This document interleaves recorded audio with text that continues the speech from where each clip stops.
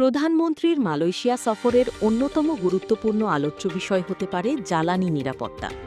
বাংলাদেশের গ্যাস ভিত্তিক শিল্প ও বিদ্যুৎ খাত সচল রাখতে কাতার ও ওমানের পাশাপাশি মালয়েশিয়া একটি নির্ভরযোগ্য বিকল্প জ্বালানি উৎস।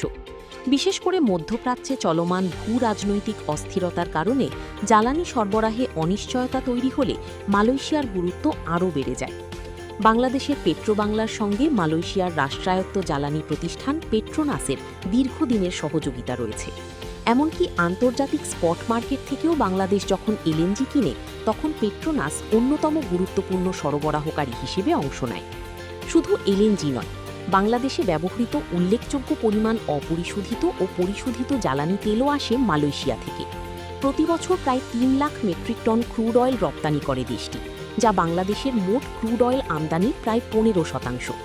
এছাড়া চলতি অর্থবছরের প্রথম ৮ মাসে বাংলাদেশের মোট ডিজেল আমদানির প্রায় ২৪% এসেছে মালয়েশিয়া থেকে। তাই বিশ্লেষকদের মতে প্রধানমন্ত্রীর এই সফরে শুধু নতুন চুক্তি নয়, যে কোনো জ্বালানি সংকটের সময় মালয়েশিয়া যেন বাংলাদেশের নির্ভরযোগ্য অংশীদার হিসেবে পাশে থাকে, সেই বার্তাই সবচেয়ে গুরুত্ব পেতে পারে।